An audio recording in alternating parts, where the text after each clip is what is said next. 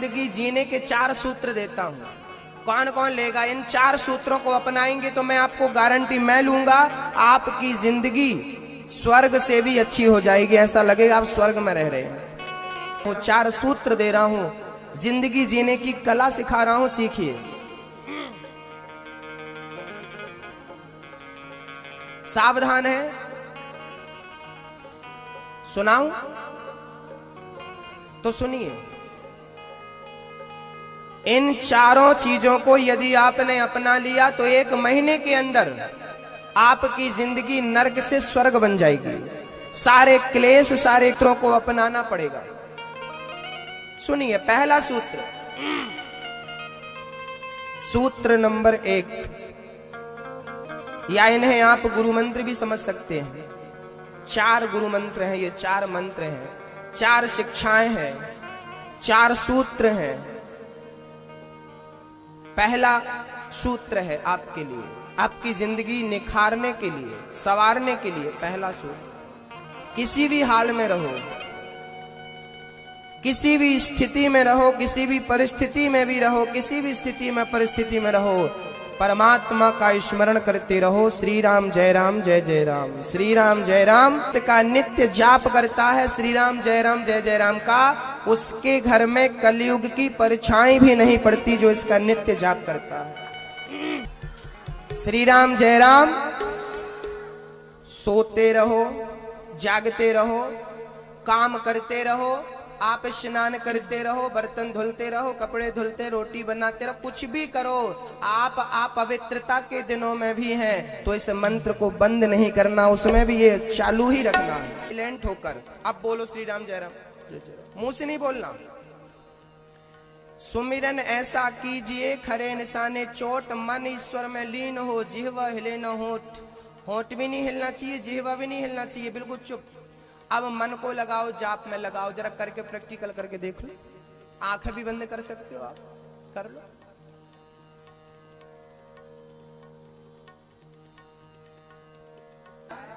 कि बैठी हो, मुंह से बोलते हैं ना सीताराम सीताराम सीताराम, तो अभी सीताराम कौन जप रहा है? अभी हमारा शरीर जप रहा है। शरीर जाप करने में लगा है। याद रखना, शरीर को भगवान के भजन में नहीं लगाना, क्योंकि अभी शरीर जप रहा है। भगवान के भजन में शरीर ना लगे, भगवान के भजन में मन लगे। शरीर संसार की सेवा में लगा दो। शरीर को पति की सेवा, माँ बाप की सेवा, समाज की सेवा, अतिथि की सेवा, शरीर को संसार में लगा दो और संसार का हर काम करते हुए अपने मन को भगवान के चरणों में लगा कर रखो। हर अच्छे के बंद हो रही है। आपकी श्वास बंद होती क्या? आप मेरे से बात करते हो तो ऐसा तो नहीं कि श्वास भूल जाती हो श्वास लेना, आप भूल जाते हो सांस। अच्छा, मैं आपसे बात कर रहा हूं तो शरीर में खून दौड़ रहा है कि नहीं? बराबर के चुप हो बैठा है, दौड़ रहा?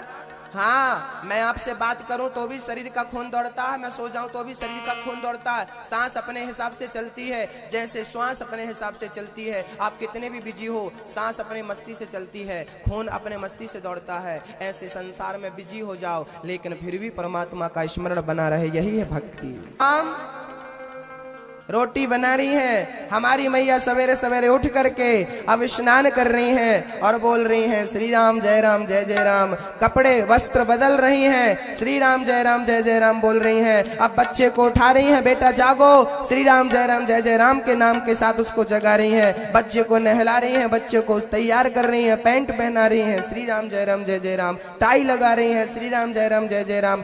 टिफिन बना रही हैं बच्चे का, श्री राम जय राम। बैग सजा रही हैं बच्चे का, श्री राम जय राम। बच्चे को गाड़ी पर बैठा दिया, टाटा की जगह हाय हाय की जगह श्री राम जय राम। बच्चा स्कूल गया तो श्री राम जय राम। वहां पढ़ने बैठा तो राम नाम के साथ, वहां पर पढ़ाई करके लौटा तो श्री राम जय राम। हर संसार के माता पिता एक जन्म के हैं, वो जन्म जन्म का माई बाप है, उसे मत छोड़ देना। बताऊं उसके पहले हमारे कुछ पत्रकार बंधु आए हैं, हम उनका स्वागत सम्मान कर लें और फिर मैं आपको 3 मंत्रों की ओर ले जाऊं, क्योंकि ये पत्रकार बंधु जो हैं इनके द्वारा केवल छिप्रा वाले लोग नहीं, देवास इंदौर में बैठकर लोग भी पेपर के माध्यम से इस कथा का रसपान कर रहे हैं। थोड़ी सी ही सही इस कथा का सार वो घर में बैठकर भी समझ लेते हैं कि आज कथा में ये प्रसंग हुआ, ये कथा हुई।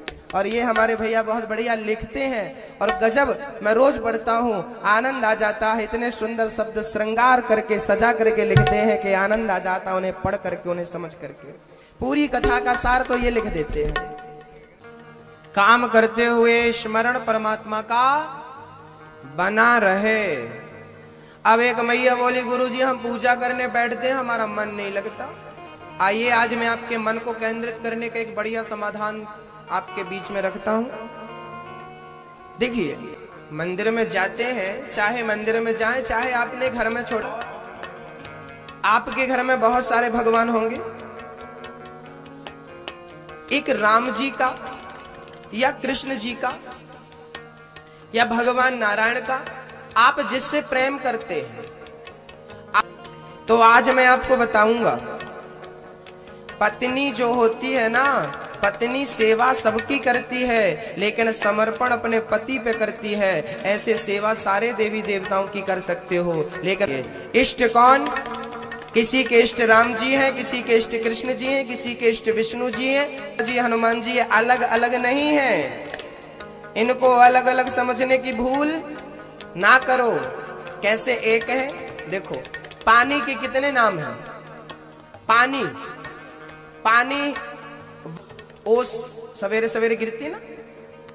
अब ये बताइए, इन चाम बस अलग नहीं है, चारों के रूप भी अलग है। पानी का रूप अलग है, बर्फ का रूप अलग है, भाप का रूप अलग है और ओस का रूप अलग है। चारों के नाम अलग हैं, चारों के रूप अलग है, लेकिन तत्वतः एक ही है। ऐसे परमात्मा राम कृष्ण दुर्गा जी शंकर जी हनुमान जी, ये नाम और रूप अलग अलग है पर तत्व तो एक ही है, ईश्वर एक है। एक मैया बोली, भगवान तो 33 करोड़ है।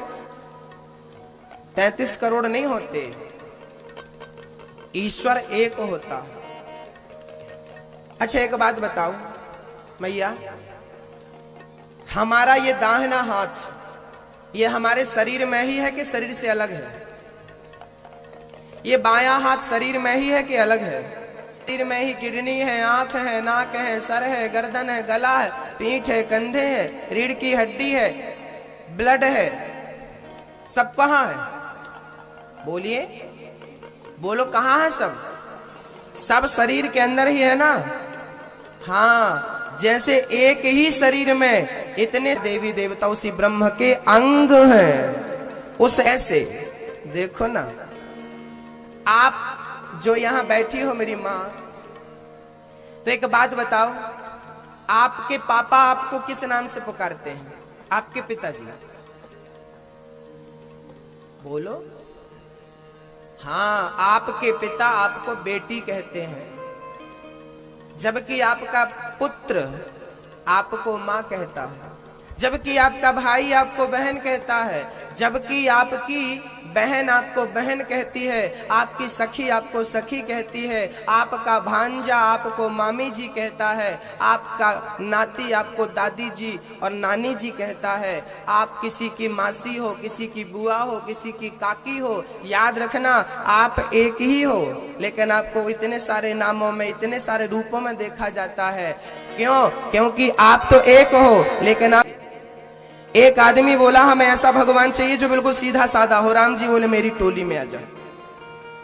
एक बोला हमें थोड़े नाचने कूदने वाला भगवान चाहिए, कन्हैया जी बोले तू मेरी पार्टी में आ। एक बोला कि हम तो थोड़ा भांग वांग चढ़ाते, हमारे संग थोड़ा नशा वसा करने वाला हो कोई बढ़िया भांग धतू, शंकर जी बोले आ जा। एक बोला मैं तो माँ का प्यार चाहता हूँ, माँ की गोद में सर रख के सोना चाहता हूँ, नवदुर्गा बोली मेरे पास आ जा। एक बोला मैं तो रोज जिम जाता हूँ, मेरे हिसाब का कोई भगवान दो, हनुमान जी बोले आजा छलांग लगा। की सब्जी है, मेथी की सब्जी है, लाल भाजी है और नाना प्रकार की भाजियां सब्जियां मिलती हैं। सारी सब्जियां पौष्टिक होती हैं, जो अच्छी लगे वो खाओ और अपना पेट भरो। ऐसे ही इतने सारे देवी देवता हैं, किसी एक में मन लगा लो, भवसागर से पार हो जाओगे। होती हैं, आप तो एक में बैठो और पार हो जाओ। किसी एक को पकड़ लो, राम को, कृष्ण को, शंकर जी को, विष्णु जी को पकड़ लो, पार हो जाओगे। बस इनमें से किसी को पकड़ना और किसी को मत पकड़ लेना। चलिए अब आगे की पढ़ती हो तो महाराज जी हमारा मन बहुत भटकता है, हमारा मन यहाँ वहां भाग जाता है। आओ आज मैं बताऊं, आप ना एक काम करना, सबके सब आप राम जी से प्यार करती हो ना, कृष्ण जी से प्यार करती हो ना, एक काम करो, आज ना राम जी का या कृष्ण जी का एक चित्र खरीदना, बढ़िया सा चित्र। आपके घर में वैसे होगा, नहीं है तो खरीदना, एक चित्र खरीदना राम जी का, और अपने घर के सामने जहां मंदिर है, मंदिर में भगवान का चित्र रखना। और जब ध्यान लगाने बैठना तो आपकी नजर राम की नजर में हो, आप राम जी को देखते देखते फिर आंख बंद कर लो, फिर आंख बंद करके उसी को अंदर देखो, फिर आंख खोलो, फिर देखो भगवान को, फिर अंदर भगवान। आंख खोले तो सामने भगवान, आंख बंद हो तो वही झलक, और बस जिह्वा उनका नाम जपती रहे, आंखें आंखें आंखें उनका दर्शन करती रहे, हृदय उनका स्मरण करता रहे। मन को भटकने का मौका ही मत दो, आप मौका देते हो तो भटकता है। कपिल मुनि ने सांख्य शास्त्र में अपनी मां को ज्ञान दिया है, मां भगवान का चिंतन करो, अपनी दोनों आंखों को अपने नाक के दर्शन में, नाक के अग्रभाग को देखो। यहां आप अपनी दोनों आंखों से अपने नाक को देखो, नाक के अग्रभाग को देखो, जरा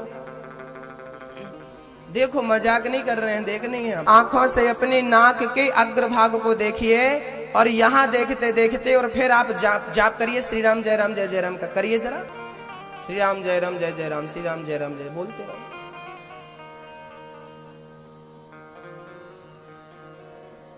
को देखना है।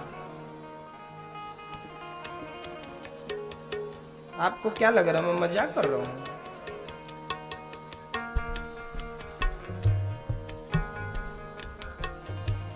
देखिए, कुछ दिखा, कुछ दिखा, नाक दिखी ना। अब गुरुजी आप हमें नाक क्यों दिखा रहे हो? अब हम बताएंगे कि नाक क्यों दिखा रहे हैं। एक बात बताओ, लोग हमेशा क्या बोलते हैं? तुमने हमारी नाक कटा दी, तुमने हमारी नाक कटा दी। और एक बात और है, मम्मी बोलती है कि गुरुजी इसका गुस्सा नाक में धरा रहता है, नाक में ही रखा रहता है। तो याद रखना, क्रोध कहां होता है? क्रोध कहां होता है? नाक में। आपने क्रोध को अपनी नाक में बिठा रखा है, आज से क्रोध को नाक से हटाइए और भगवान को अपनी नाक में बिठाइए। इस शरीर में एक नाक ही है जो सबसे आगे है, देख लो। नाक खड़े हो जाइए आप और खड़े होकर देखिए, सबसे आगे शरीर में नाक ही है और कुछ है ही नहीं। है कोई चीज आगे? है? शरीर के हर अंग में एक नाक ही है जो हर प्राणी, स्त्री और पुरुष दोनों की नाक ही आगे है। तो आगे किसे बिठाना चाहिए, क्रोध को कि भगवान को? तो नाक में भगवान को बिठाओ, यहां नाक में भगवान को बिठाओ। हे प्रभु देखो ना, आंख के पास नाक में यहां भगवान रहेंगे तो बार बार ये आंख भगवान का दर्शन करती रहेगी। और भगवान देखो ना, यहां लोग कहते भगवान को हमने यहां बिठाया, तो यहां करने के देखो देखो यहां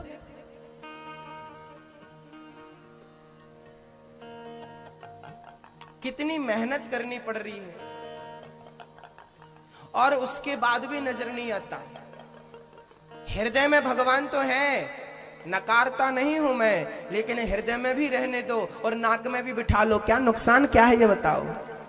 नाक के अग्रभाग में परमात्मा को बिठाओ यहां पर, और दोनों आंखों से भगवान, सामने भगवान का चित्र, ये सामने भगवान श्री कृष्ण का चित्र है, ये मेरे सामने रखा है भगवान जी का चित्र। और भगवान जी को मैं देख रहा हूं और देखता देखता मैं भगवान की नाक को देख रहा हूं और भगवान को पूरा अपनी नाक में बिठा रहा हूँ और बड़े प्यार से नाक में भगवान का ओहो मेरे कन्हैया मुस्कुरा रहे हैं, बड़े प्रसन्न हो रहे हैं। अब मैं भगवान, आपको ना फिर आंखें बंद नहीं करनी पड़ेगी। नाक में जब परमात्मा बैठ जाएंगे ना तो आपने आप आंख बंद हो जाएगी और फिर परमात्मा, यहाँ का परमात्मा, फिर आपके हृदय वाला परमात्मा जाग जाएगा और वो आपको दिखने लगेगा।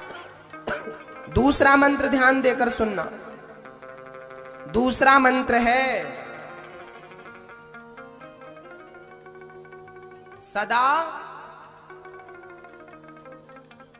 सदा प्रसन्न रहो। दूसरा मंत्र क्या है? सदा प्रसन्न रहो, सदा खुश रहो। मैया आप सदा दुखी रहती हो ना, सदा परेशान रहती हो, याद रखना मेरी माँ, सुख दुख आएंगे और जाएंगे, सुख दुख अखंड नहीं हो सकता, लेकिन प्रसन्नता तो अखंड होनी चाहिए। सदा प्रसन्न रहो। देते हैं, देने दो,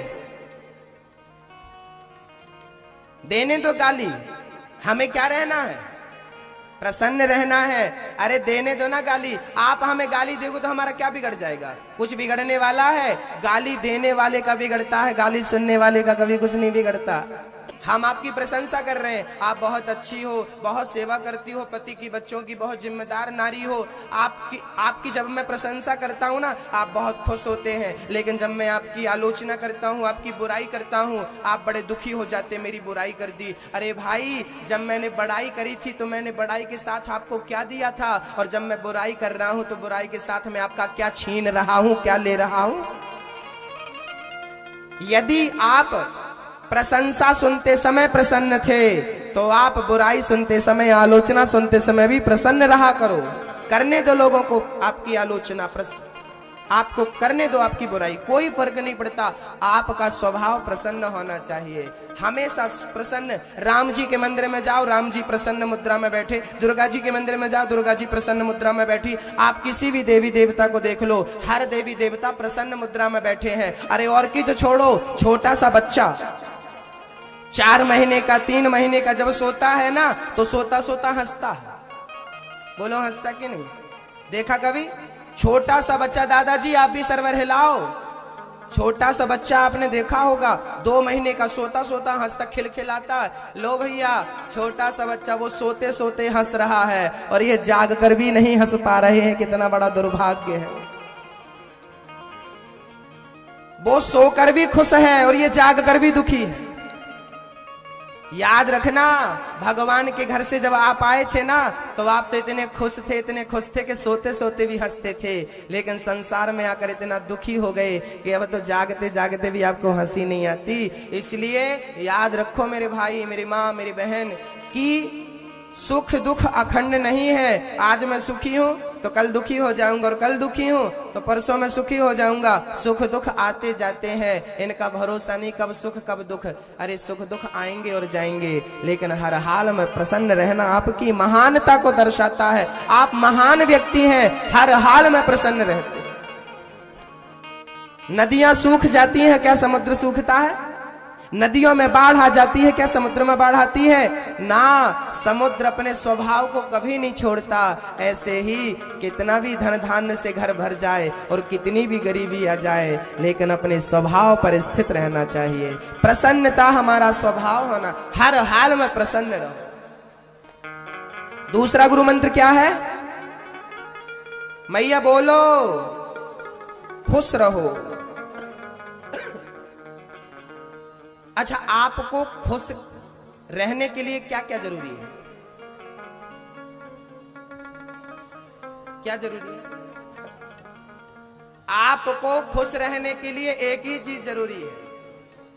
आपके पास जो कुछ है, आप उसमें संतुष्ट रहेंगे तो सदा खुश रह पाएंगे, और आप असंतुष्ट रहेंगे तो सदा रोते रहेंगे। तो मेरी बात सुन लीजिएगा। और आज लास्ट दिन साल का, आज के बाद अब ये 2017 कभी वापस आने वाला नहीं। आज का ये दिन जिंदगी में कभी वापस आने वाला नहीं। आज का ये ज्ञान गांठ बांध के रखिए, आने वाले साल में, आने वाले आपकी जिंदगी में आपको ये काम आएगा। जाते जाते ये साल आपको कुछ देकर जा रहा है। ये साल मैं जा रहा हूं, मैं जा रहा हूं, लेकिन मैं जाते जाते आपको एक दिया बुझ रहा था, दिया बुझने लगा तो किसी ने कहा क्यों, रात भर जला, अब बुझने लगा।